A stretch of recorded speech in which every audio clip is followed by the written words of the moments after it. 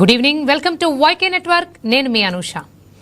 ప్రపంచ రాజకీయాలు వేగంగా మారుతున్నాయి.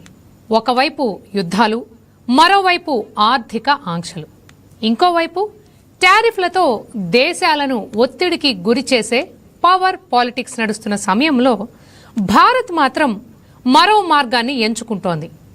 బెదిరింపుల దౌత్యం కాదు, భాగస్వామ్య దౌత్యం. ఘర్షణ కాదు, సహకారం.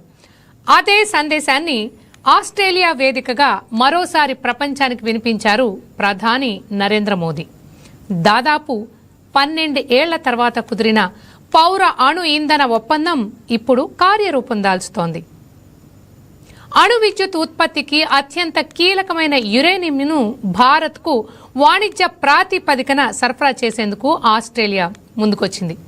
దీంతో పాటు కీలక ఖనిజాలు, సముద్ర భద్రత, రక్షణ సహకారం, సంయుక్త ఆయుధ తయారీ, విద్య, ఇంధన భద్రత, పెట్టుబడులు, నౌకా నిర్మాణం వంటి రంగాల్లో మొత్తం 18 కీలక ఒప్పందాలు కుదిరాయి.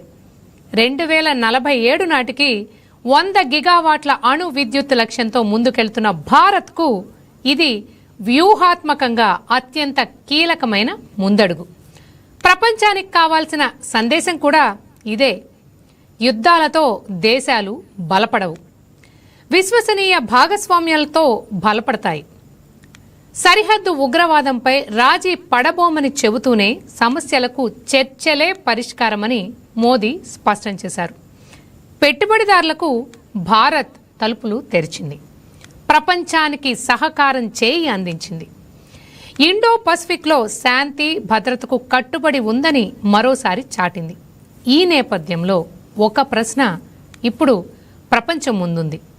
యుద్ధాలు, టారిఫ్లు, ఆంక్షలతో అంతర్జాతీయ సంబంధాలను నడిపించాలని చూస్తున్న నాయకులకు, ముఖ్యంగా ప్రతి సమస్యకు సుంకాలు, వాణిజ్య ఒత్తిళ్లనే పరిష్కారంగా చూపిస్తున్న అమెరికా అధ్యక్షుడు డొనాల్డ్ ట్రంప్కు భారత్ ఆస్ట్రేలియా భాగస్వామ్య నమూనా ఒక కనువిప్పు అవుతుందా?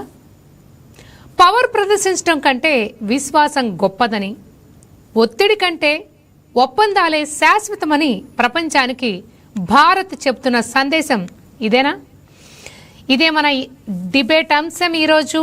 ఈ డిబేట్లో మనకు విశ్లేషణలు అందించడానికి ఏపీసీసీ మీడియా చైర్మన్ తులసిరెడ్డి గారు ఉన్నారు. అలాగే AIMA founder and CEO Australia నుండి ప్రభాకర్ అగ్రజ గారు ఉన్నారు. ఈరోజు మనకి ప్రభాకర్ అగ్రజ గారు ముఖ్య అతిథిగా వచ్చారు. ఆయన కమ్యూనిటీ లీడర్గా ప్రముఖులు ఆస్ట్రేలియాలో. ప్రభాకర్ గారు అండ్ తులసిరెడ్డి గారు, వెరీ గుడ్ ఈవినింగ్ అండి. ప్రభాకర్ గారు, మీరు చెప్పండి సార్ ముందల. అంటే ఏదైతే ఈ అణు ఒప్పందం ఆస్ట్రేలియా మధ్య, ఇండియా మధ్య మన పిఎం నరేంద్ర మోడీ గారి వల్లే జరిగిందంటారా? ఈ పరిస్థితుల్లో మోడీ గారు కాకుండా ఇంకెవరైనా ఉంటే నిజంగా ఇది సాధ్యమయ్యేదేనా? మీరేమనుకుంటున్నారు? అక్కడ ఇండియన్స్ ఏమనుకుంటున్నారు? ఇప్పుడు దాదాపు 12 సంవత్సరాలుగా ఏదైతే అనుకున్నారో అది సాధించడానికి కారణం మాత్రం మోదీ గారి గొప్పతనం అని చెప్పొచ్చమ్మా. అలాగే ఇది కేవలం ఒక అణు ఒప్పందం కింద చూడకుండా ఒక లాంగ్ టర్మ్ స్ట్రాటజీతో ఉన్న రిలేషన్షిప్ అనుకోవచ్చు. అంటే ఒక మైగ్రేషన్ వైపు, ఒక ఎడ్యుకేషన్ వైపు వాళ్ళు ఇంకా నిన్న మాట్లాడినప్పుడు, నేను కూడా అక్కడే ఉన్నాను, దాదాపు 30,000 మంది అటెండ్ అయ్యారు అక్కడ. అవును, ఈ మా మోదీ గారి కాన్ఫరెన్స్ కి. లెట్స్ మీట్ మోదీ అనే ఒక నినాదము, అలాగే అందరూ వెల్కమ్ టు మోదీ మోదీ మోదీ అని చెప్పి అందరూ దాని మీద ఎంకరేజ్ చేసి బాగా మోటివేట్ అయ్యారు అందరూ కూడా.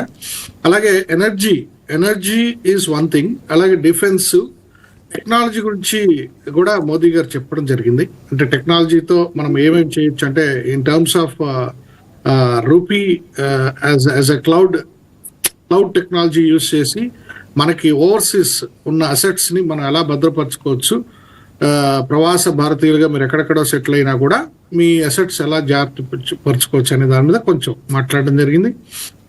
అలాగే ట్రేడ్స్, ఆస్ట్రేలియాకి ఇండియాకి ఉన్న ఒప్పందాలు, ట్రేడ్ మిషన్స్ అవి ఎలా జరగబోతున్నాయి, అలాగే ఫిలిమ్స్ గురించి కూడా మాట్లాడారు. ఇంటర్నేషనల్ ఫిలిమ్స్ ఫెస్టివల్ జరుగుతోంది. అవును ప్రభాకర్ గారు, అయితే ఫ్రీ ట్రేడింగ్ ఒప్పందం ఏదైతే ఆస్ట్రేలియాకి ఇండియాకి మధ్య రీసెంట్ గా జరిగిన సంగతి మనందరికీ తెలిసిందే. దానివల్లే ఈ రోజు అణు ఒప్పందం అడుగులు కూడా ముందుకెళ్ళాయి అనుకోవచ్చా మనం? Is it a reason or India ఏమైనా కోల్పోతోందా ఈ అణు ఒప్పందం? అంటే ఆల్వేస్ ఏదైనా దేశాల మధ్య ఒప్పందం జరిగింది అంటే definitely there will be a hidden over open conditions. అంటే ఏదైనా కండిషన్స్ ఉన్నాయి అనుకోవచ్చా మనం? లేదమ్మా, అంటే I don't think so. Hidden agenda ఏం లేదు. బేసికలీ కంట్రీ ఎకానమీ బిల్డ్ చేయాలి అంటే కనుక లాంగ్ టర్మ్ రిలేషన్షిప్ ఉండాలి. అలాగే export deal between the two countries, ఆస్ట్రేలియాకి ఇండియాకి ఎక్స్పోర్ట్ డీల్ అనేది $multi-billion లో కనుక జరిగితే, అలా జరగాలంటే యురేనియం మాధ్యమంగా తీసుకుని అణు ఒప్పందం కింద తీసుకున్నారు తప్ప ఇంకోటి ఏదో బాంబులు తయారు చేయాలనో లేకపోతే ఇంకోటి ఏదో కాదు. It's all about uranium resources to make it more reliable civil nuclear energy. It's for the civil purpose only. అలా తీసుకోవాలి. అలాగే ఇంతకుముందు జరిగిన ట్రేడ్ మిషన్స్ లో కూడా భారతదేశానికి చాలా ఆస్ట్రేలియా చాలా హెల్ప్ చేసింది. అంటే ఒక రకంగా అంటే 100 gigawatts న్యూక్లియర్ ఎనర్జీ అనేది ఒక మిషన్ ఆఫ్ 2047.